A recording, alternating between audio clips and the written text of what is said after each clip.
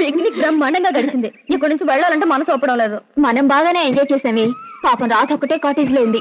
మనం ఏం చేస్తామే, ఉదయం రాగానే తలనొప్పని కాటేజ్ లో పడుకుంది. ఇప్పటికైనా తగ్గిందో లేదో రండి చూద్దాం. పదండి చూద్దాం. రాధా ఓకే రాధా, నేను మళ్ళీ కలుస్తాను. బాయ్. ఏమిటి రాధా ఇది?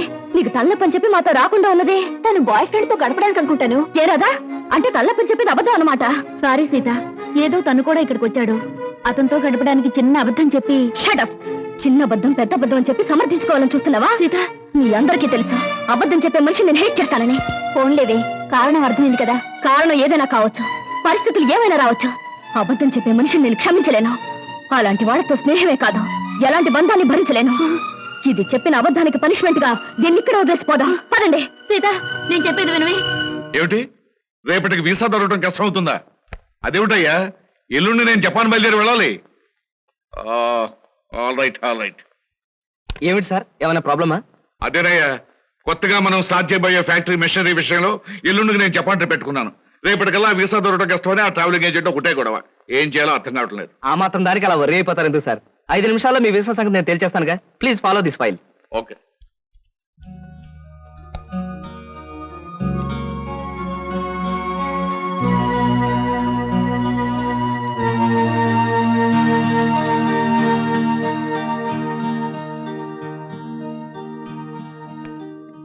ఓకే సార్, పాస్పోర్ట్ వీసా గురించి మీరేం వరీ అవ్వక్కర్లేదు.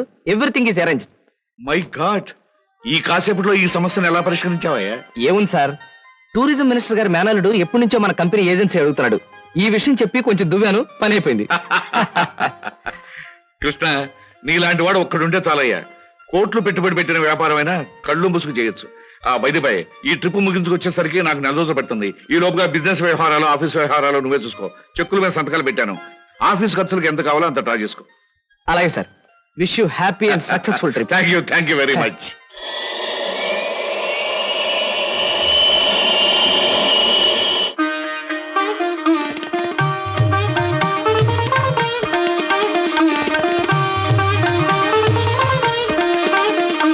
మా అమ్మాయి అరుణ బిఏ పాస్ అయింది. ఇంటి పని వంట పని అంతా చేతాం. ఏది చేతనైనా ఏది చేత కాకపోయినా మా అబ్బాయి ఇష్టపడ్డమే ముఖ్యమండి. మా అబ్బాయికి నచ్చితే ఆ పిల్ల ఆడపిల్ల అయినా సరే, లేక ఆడ గాడిద పిల్ల అయినా సరే ఇచ్చి పెళ్లి చేసేస్తాను. అబ్బాయి ప్రశ్నలే. నీకు పాటలు ఏమైనా వచ్చా? వచ్చండి. డాన్స్ రాదండి. రసగుల్లా చేయడం వచ్చా? అవంటే నాకు మహా ఇష్టం అండి, అందుకనే అడుగుతున్నాడు. సరిగ్గా చేయటం రాదండి, నేర్చుకుంటాను. చూడండి పెళ్లికొడుకు గారు, మా స్నేహితురాల్ని మీరు ప్రశ్నలు అడిగారు. మరి దాని తరపున నేను మిమ్మల్ని కొన్ని ప్రశ్నలు అడగొచ్చా? మధ్యలో ఈ పిల్ల ఎవరు ప్రశ్నలు అడగడానికి? నేనెవరైతే ఏమిటండి?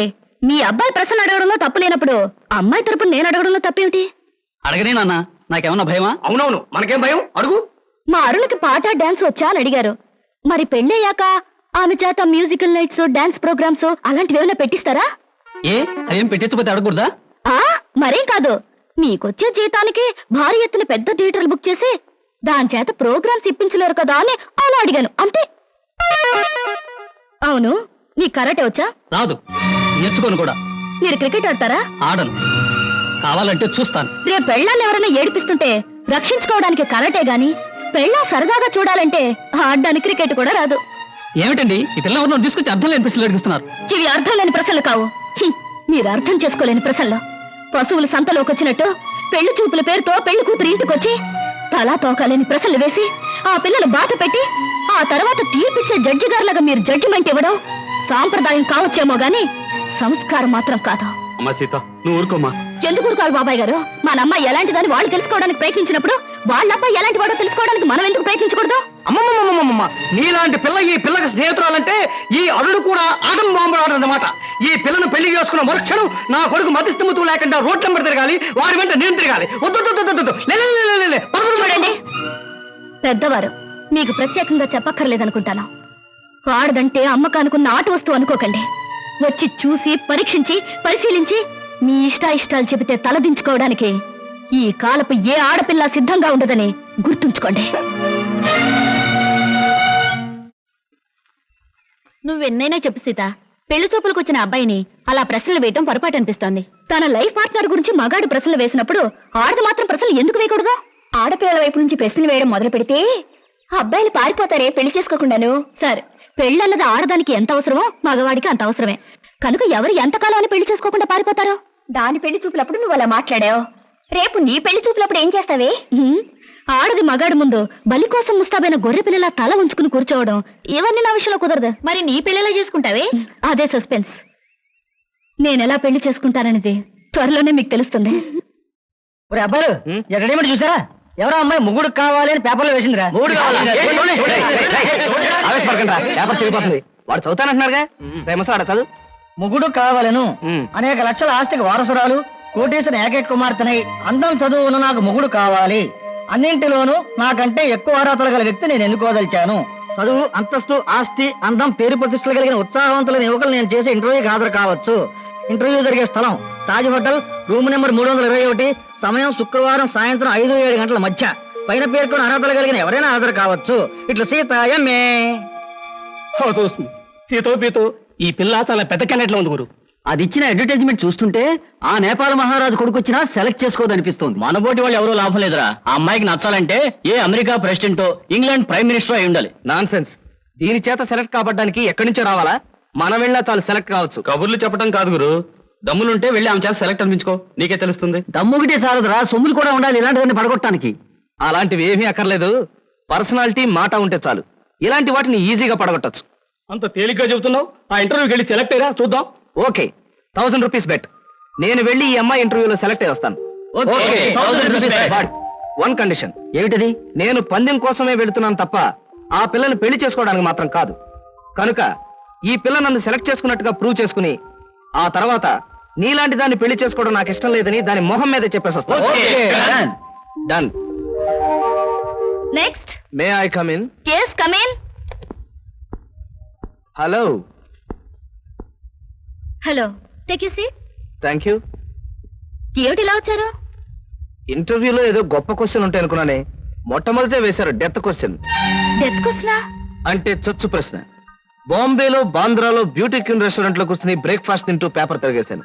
అందులో మీ ఇంటర్వ్యూ అడ్వర్టైజ్మెంట్ చూసి ఇంట్రెస్టింగ్ గా అనిపించి కలెక్టర్ ప్రోగ్రామ్ క్యాన్సిల్ చేసుకుని ఇక్కడికి వచ్చాను.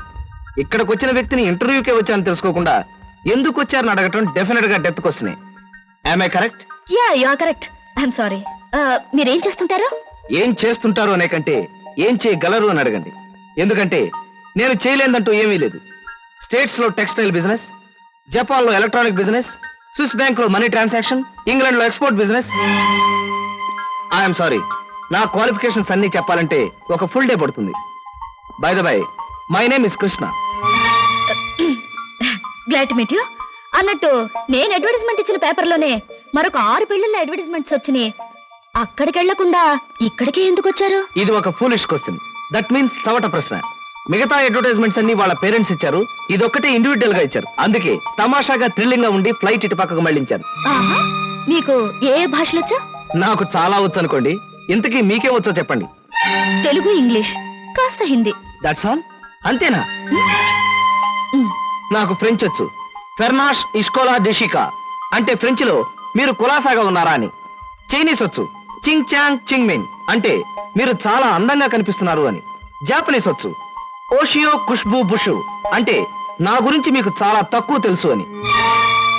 ఇలాగే ఆల్మోస్ట్ వరల్డ్ లాంగ్వేజెస్ అన్ని కవర్ చేశాను. ఫెంటాస్టిక్. మీ ఫ్యామిలీ బ్యాక్గ్రౌండ్?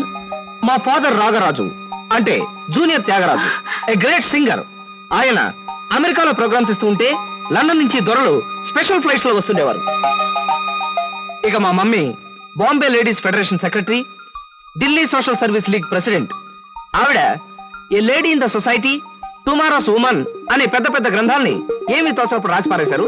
వాటిని మిగతా భాషల్లోకి అనువదించారు కూడా. ఐ మీన్ ట్రాన్స్లేట్ చేశారు కూడాను. మీరు చదవలేదా? ఇక మా బ్రదర్ ఐఏఎస్. వాడు పుస్తకాల్లో పుట్టి పుస్తకాల్లో పెరిగి ఫ్యూచర్ లో పుస్తకాల్లోనే చావచ్చు. అంతలా స్టడీ చేస్తుంటాడు. మీ ఫ్యామిలీ బ్యాక్గ్రౌండ్ నాకు నచ్చింది. మీరు కూడా నచ్చారు. All right. కాకపోతే పెళ్లి కొడుకుని ఎలా సెలెక్ట్ చేసుకోవడంలో మీ ఉద్దేశం ఏమిటి? ఈ డ్రెస్ చాలా బాగుంది. ఎక్కడ కొన్నారు? 6 డజన్ షాపులు తిరిగి తిరిగి కష్టపడి మరీ సెలెక్ట్ చేసుకున్నాను. బాగుండకేం చేస్తుంది? ఆఫ్టర్ ఆల్ 6 months కట్టుకుని అవతల పారేసే ఒక డ్రెస్ కోసం 6 డజన్ షాపులు తిరిగి ఎంతో కష్టపడి సెలెక్ట్ చేశారంటున్నారు. అలాంటిది జీవితాంతం నేను కట్టుకునే భర్తని ఇలా సెలెక్ట్ చేసుకోవడంలో తప్పే ఉంది. మీరు చెప్పింది రీజనబుల్ గానే ఉంది. కాకపోతే నేను కూడా అమ్మకానికి పెట్టిన బొమ్మను కాదు, సంతలో ఉన్న జంతువును కాదు, షాపులో ఉన్న షర్టును కాదు. కనుక మీరు సెలెక్ట్ చేసుకున్నా నేనెందుకు ఒప్పుకోవాలి? మిస్టర్ కృష్ణ, మీరు పొరపాటు పడుతున్నారు. ఈ భర్తల సెలెక్షన్ అనేది పురాణాల్లో ఉంది, పురాతన కాలంలోనూ ఉంది. స్వయంవరంలో సీత రాముని సెలెక్ట్ చేసుకుంది, ద్రౌపది అర్జునుని ఓకే చేసుకుంది. ఇంకా ఇవన్నీ చెప్పి మిమ్మల్ని బోర్ కొట్టించడం ఎందుకు? You are selected. ఆ పిల్ల నన్ను సెలెక్ట్ చేసుకున్నట్టుగా ప్రూవ్ చేసుకుని ఆ తర్వాత నీలాంటి దాన్ని పెళ్లి చేసుకోవడం నాకు ఇష్టం లేదని దాని మొహం మీదే చెప్పేసి వస్తాను. Thank you Sita. నిజంగా నిజాయితీగా మీరు నన్ను ఇష్టపడితే I like you. I love you. నిజంగా ఈ ఇంటర్వ్యూలో మనం ఒకరి గురించి ఒకరు పూర్తిగా తెలుసుకోలేదేమో అనిపిస్తుంది. మళ్ళీ మళ్ళీ మనం కలుసుకోవాలి, ఒకరిని గురించి ఒకరు తెలుసుకోవాలి. షూర్. రేపు నైట్ ఫ్లైట్ కి నేను ప్యారిస్ వెళ్ళాలి గనక రేపు ఈవినింగ్ నెహ్రూ పార్క్ లో మనం కలుసుకుందాం. ఓకే? Okay, bye. బాయ్. నేను అనుకున్న విధంగానే అందరికంటే గొప్పవాణ్ణి స్వయంవరంలో సెలెక్ట్ చేసుకున్నాను. That is Sita.